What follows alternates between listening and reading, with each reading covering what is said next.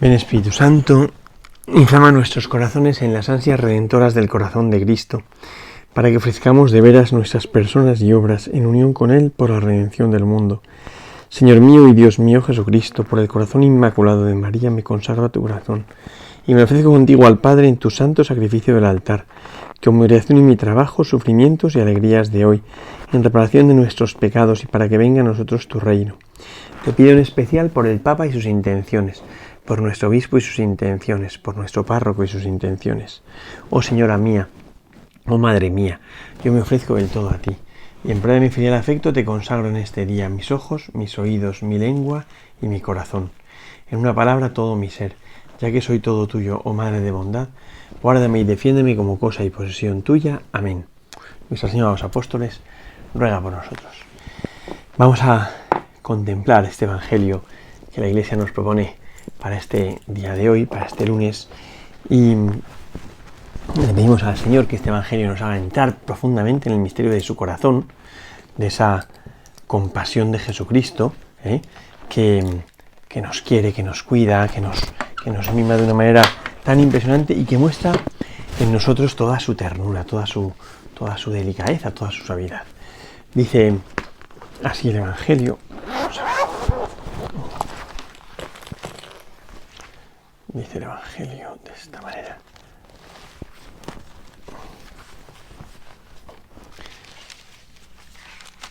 Dice así.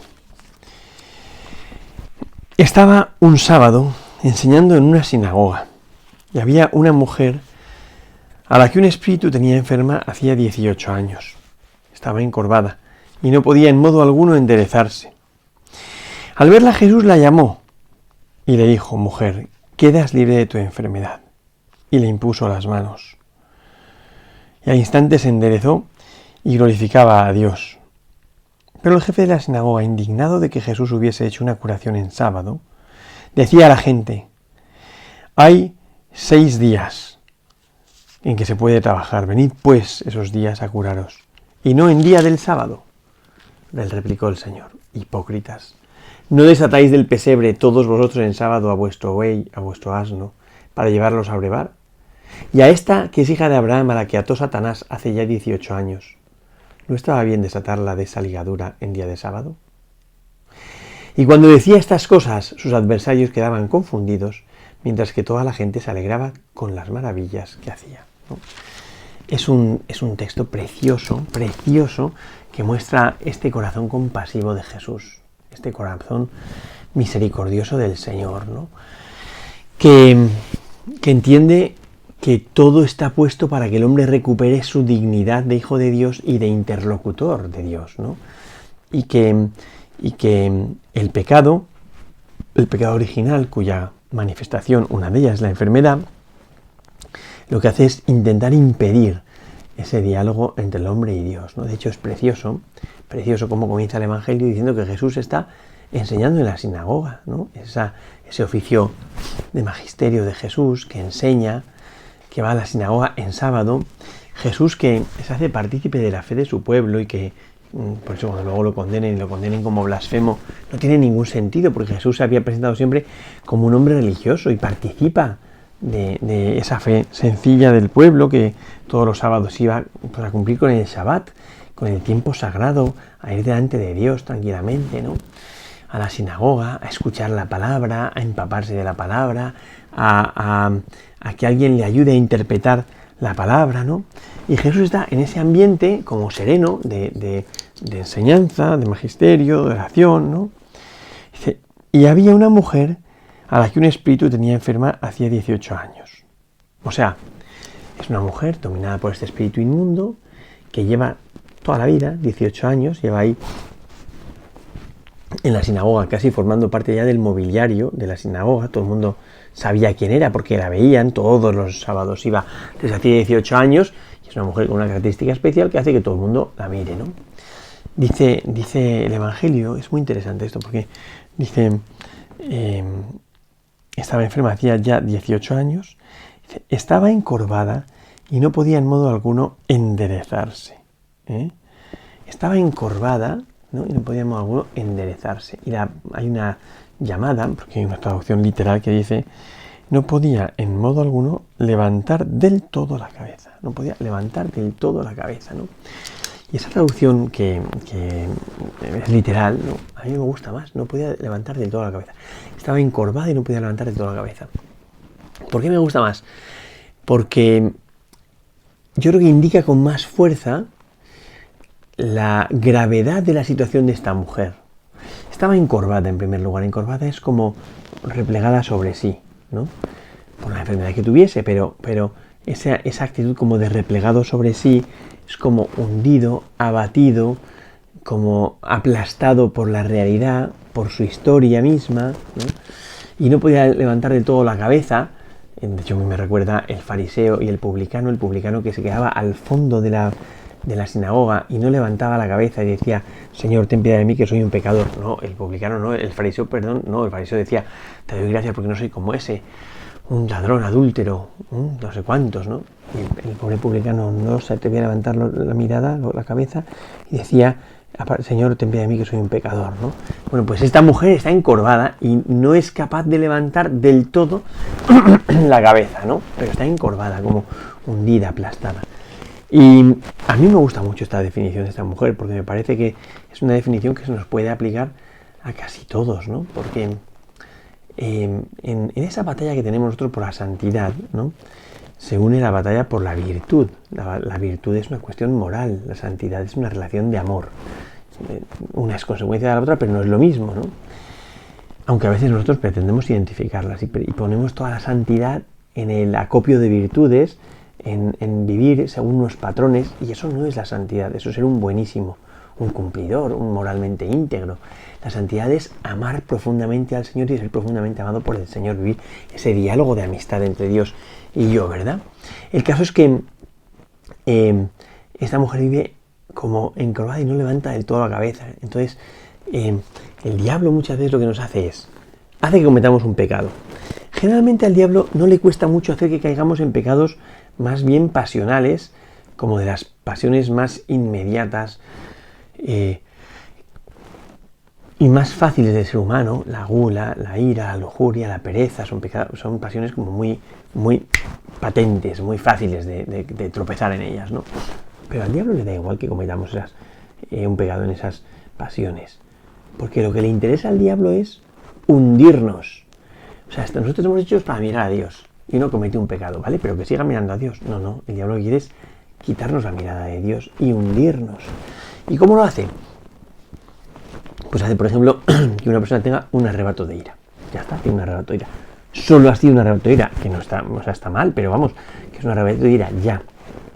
No ha puesto alma, vida y corazón en eso, ha sido un arrebato de ira, una tontería. Pero el arrebato de ira a nosotros nos escandaliza. ¿Por qué? Porque nos hace pensar que Dios se va a decepcionar de nosotros. Como si a Dios le revelase algo sobre nuestra naturaleza, nuestro arrebato de ira. Y hay que decir: no, mira, perdona, es que cuando tienes un arrebato de ira, el que aprende cómo eres no es Dios, que ya lo sabe, porque Él te ha hecho y conoce nuestra masa y se acuerda que somos barro, y sabe que uno de los aspectos del amor propio, del arcoíris del amor propio, es la ira, es el yo, que se reivindica a Él, ¿no? Entonces, a Dios no le revelas nada, te lo revelas a ti. A ti que juegas a ser Superman, a ti que te crees más o menos Dios porque eres buenísimo, y de repente tienes un arrebato de ira y te escandalizas de ti mismo y te decepcionas tú de ti mismo, y nos viene fenomenal porque esos pecados que el Dios permite que cometamos, ¿no? No hacen más que revelarnos nuestra naturaleza frágil, y consigue aquello que es el fin de esta vida, que es humillarnos ante Dios y reconocer que nosotros no somos Dios, y que somos invitados a la comunión con Dios es por pura misericordia de Dios y no por un atributo mío. Entonces, Dios permite esta vida para que aprendamos humildad. Pero esto nos cuesta un montón, ¿eh? Porque intentamos aprender un montón de lecciones en esta vida, pero la lección de la humildad la suspendemos constantemente. Y es fundamental que aprendamos humildad, y se aprende humildad precisamente reconociendo con sencillez nuestro pecado, ¿no? Pero el agente del mal, el diablo, que es muy listo, aprovecha el pecado. ¿Para qué? Para hundirnos. Entonces, una vez que has cometido un arrebato de ira, viene después y te dice: ¿tú? ¿Quién te has creído que eres? ¿Tú juegas al santito? pero tú no te das cuenta de que eres la basura de la humanidad, pero tú no te das cuenta que nunca serás santo, pero tú no te das cuenta que con estos arrebatos que tú tienes de ira no se puede ser santo, pero tú no te das cuenta que eres un iracundo asqueroso y que no podrás nunca vivir la paz de Dios. Claro, fijaos que ha dado un paso, porque uno ha cometido un pecado de ira, pero no puedes decir yo soy un iracundo, no, yo tengo paz, pero he tenido un arrebato de ira, ya está. He hecho un acto de ira, pero yo soy un hombre pacífico, aunque he hecho un acto de ira, pero soy un hombre pacífico. Entonces el diablo lo que hace es, de los actos que hacemos, tratar que nos convenzamos de que somos la basura. Y entonces uno empieza a darse vueltas a sí mismo, es verdad, yo lo que soy, fíjate, Señor, ten piedad de mí, que soy un pecador, qué desastre, qué horror y tal, no sé cuántos. Me estoy dando vueltas a mí mismo. Ya me he olvidado de Dios, ya no estoy mirando a Dios, me estoy mirando a mí mismo, ¿no? Muy importante no sucumbir a la tentación del diablo, porque el diablo lo que hace es encorvarnos. Y entonces me empiezo a dar vueltas a mí mismo. Qué horror lo que he hecho, qué desastre, ya no puedo aspirar a nada grande, Dios te tirará la toalla conmigo. Que no, hombre, que no. Que no, hombre, que no. O sea, que a Dios no le asustas, ¿no? Lo que intenta Dios es reconducir esa vida, esa vehemencia que tienes dentro y ponerla al servicio de su plan. Bueno, pues estaba encorvada, puede ser por su historia misma de pecado o porque hubiese hecho algo en el pasado que la tiene hundida, ¿no? Como San Pedro, que no llegaba. Dice que corría mucho más San Juan cuando iba camino del sepulcro en el día de la resurrección, porque estaba encorvado, estaba humillado, estaba avergonzado por su negación, ¿no? Bueno, pues estaba encorvada y no era capaz de levantar del todo la cabeza, ¿no? Entonces, fijaos qué bonito Jesús, que está ahí predicando, enseñando y tal, ¿no? Al verla, Jesús la llamó y le dijo, mujer, quedas libre de tu enfermedad. Qué bonito es. Primero Jesús la llama, como haciéndonos entender que esto de la vocación es la condición del hombre. Todo hombre es un llamado, ¿no? Y independientemente de cómo seas, o a lo mejor precisamente cómo eres es la causa de que Dios te llame, porque esta mujer la llama porque está encorvada, si no, no la habría llamado. Al resto de la gente que estaba en la sinagoga no los llamó, ¿no? Entonces la llama por su enfermedad.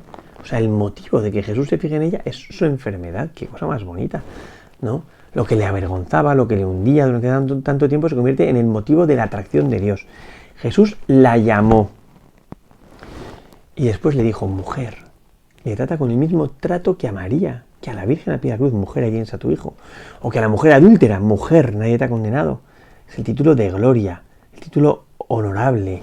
Jesús que reconoce la dignidad de esta mujer, aunque esté acobardada, aunque esté humillada, aunque esté encorvada, ¿no? Cuando tú estás dándote vueltas, el Señor te dice que eres un hijo de Dios, no vivas así hundido, hombre. Mujer, se llama mujer, ¿no? Mujer, quedas libre de tu enfermedad. Qué cosa tan preciosa. Qué poder tan grande el de Dios. Mujer, quedas libre de tu enfermedad. Me deja tan fascinado. Quedas libre de tu enfermedad, ¿no? Es la grandeza del Señor ante la fragilidad del hombre, ¿no? Mujer, quedas libre de tu enfermedad. Es lo que nos ha dicho a todos nosotros por el bautismo. Tú quedas libre de tu enfermedad, cosa más bonita. Y al instante se enderezó, levantó la cabeza y glorificaba a Dios. Dice San Ireneo de León, gloria a Deum movimes. La gloria de Dios es que el hombre viva. Pero no cualquier vida da gloria a Dios. Da gloria a Dios la vida que vive el hombre cuando recupera su dignidad de hijo de Dios en este caso y a la vez de ser humano, ¿no? De hecho, cuando Jesús proteste contra el jefe de la sinagoga, lo veremos luego, le recuerda la dignidad de esta mujer, como diciendo, pero ¿tú de qué vas? ¿No? Bueno, entonces ella se enderezó y glorificaba a Dios. En el fondo es lo mismo, vivir una vida digna y dar gloria a Dios es exactamente lo mismo, porque Dios recibe gloria cuando vivimos la vida que tenemos que vivir, aquella para la que nos ha creado, y cuando Dios goza viéndonos vivir. Dios no se asusta viéndonos vivir, Dios no se decepciona viéndonos vivir. Bueno, no sé que vivamos una vida que no merezca la pena, ¿no? Como muy encorvada por el pecado, ¿no? Bueno, el caso es que da gloria a Dios y se endereza y da gloria a Dios, ¿no? Y entonces aparece la reacción, de verdad una reacción de un hombre que a mí me deja desconcertado. Este jefe de la sinagoga me deja desconcertado porque se indignó de que Jesús curase en sábado. Pero si precisamente el Shabbat, que es el día séptimo, es el día en el que el hombre debe permanecer como en la atención de Dios, el día sagrado, ¿no? Y es el día en el que el hombre entra en el descanso de Dios, ¿no? Por eso los grandes milagros Jesús los hace en Shabbat, en sábado, porque es el tiempo de Dios. Y tiene sentido que el día en el que se hacen los milagros sea el sábado. Por eso lo que no tiene sentido es que los hombres, como este jefe de la sinagoga, convertimos la religión en normas como para defender nuestro chiringuito, el chiringuito en el que yo me siento seguro y que he construido un poco para defender mi prestigio social, ¿no? Que es lo que le pasaba a este fariseo, ¿no? El jefe de la sinagoga se enfadó, indignado de que Jesús hubiese hecho una curación en sábado, decía la gente. Y mirad cómo en la frase del propio jefe de la sinagoga demuestra su estupidez. O sea, a mí me deja pasmado. Dice, hay 6 días en que se puede trabajar, venid pues esos días a curaros, y no en día de sábado. ¿No? O sea, que es una curación. O sea, que esta mujer, todo el mundo sabía que estaba encorvada por una situación que no podía liberarse. O sea, que llevaba 18 años viniendo todos los sábados. O sea, que todo el mundo la conocía. Y se ha curado, o sea, se ha enderezado y ha dado gloria a Dios delante de todos. O sea, es un milagro patente, como dice el Salmo. ¿Cómo es posible que uno, con su tozudez, con su dureza de corazón, con su idiotez, ¿no? y tontería, no sea capaz de acoger un milagro que sucede en sus narices? Pero es que esto le pasa muchas veces a los fariseos, ¿no? O sea, en el fondo es que cuando todos viven esclavos, no soportan la libertad. Y la libertad de Jesús, que entiende que él tiene que hacer estas cosas en sábado, porque es el Hijo de Dios. Claro, también ellos, o sea, en el fondo les molesta que curen sábado porque entiende lo que Jesús les está diciendo. Yo soy Dios. Que venga a poner las cosas en su sitio en Shabbat, en sábado. Y por eso no lo soportan eso. Y le condenarán como blasfemo, porque no quieren ni oír hablar de que Jesús sea Dios, ¿no? Y por eso Jesús reacciona ante él. Hipócritas. Todos vosotros soltáis al buey o al asno para abrevarlo en sábado. O sea, hay una necesidad esencial para el burro o para el buey, que es beber. Y todos soltáis el buey en sábado, cosa que en teoría no se puede hacer, pero lo soltáis porque si no se muere. Y entonces no podéis permitir que se muera. Es una obra de caridad hacia el burro o hacia el buey, soltarlo para que pueda ir a beber. Y dice Jesús, y esta que es hija de Abraham, y que Satanás tenía atada desde hace tanto tiempo, ¿no ve que desatarla en sábado? O sea, lo que quiero decir es, o sea, desatáis a un animal que a fin de cuentas es solo un animal para que tengan vida, y no sois capaces de entender que a esta mujer haya que desatarla en Shabbat, que tiene sentido que sea en Shabbat, ¿no? ¿Cómo es posible que por vuestra terquedad no veáis el milagro y entendáis el sentido, ¿no? Y es muy bonito cómo termina, porque claro, termina diciendo que sus adversarios, cuando hoy decía Jesús estas cosas, quedaban confundidos, porque se ponía a la luz, se delataba la tontería de su vida, su falta de coherencia, su sinsentido, no sé, y quedaba al descubierto. Entonces quedaban confundidos, quedaban abochornados, ¿no? Porque el Señor les mostraba que en el fondo no aman a la gente, que en el fondo la ley la tienen para estabilizar a la gente y no para posibilitar que la gente alcance a Dios. Es muy distinto, ¿no? Dice, los enemigos quedaban confundidos, pero la gente, dice, mientras que toda la gente se alegraba con las maravillas que hacía. Qué cosa más preciosa, ¿no? O sea, la gente entiende con sencillez las maravillas que Jesús hace y se alegraban. O sea, por donde pasa Jesús, pasa dando vida, y esa vida que da Jesucristo provoca la alegría de la gente. Y todos los que son sencillos y tienen capacidad de asombrarse, tienen capacidad de alegrarse, gozan con la acción del Señor. Especialmente gozan en sábado, que es que el sábado es el día que ha hecho el Señor, para que entremos en ser aquello para lo que fuimos creados, que es amigos suyos, hijos de Dios, ¿no? Y es precioso que el Señor entienda que ese es el sentido de nuestra vida, ¿no? Y la gente sencilla se empapa de ello. Los complicados no. Y ahí tenemos al fariseo que se queda rabioso. Ojalá que el Señor nos conceda, por un lado, experimentar los milagros del Señor, que nos endereza, que nos libera, que hace que recuperemos la dignidad. Y por otro lado, que tengamos la grandeza de gozar viendo los milagros del Señor y de agradecerle que el Señor venga a liberar a los hombres, a desatar a los hombres de la esclavitud del pecado y haceros que vivamos como hijos de Dios. Gloria al Padre, al Hijo y al Espíritu Santo, como era en el principio, ahora y siempre, por los siglos de los siglos. Amén.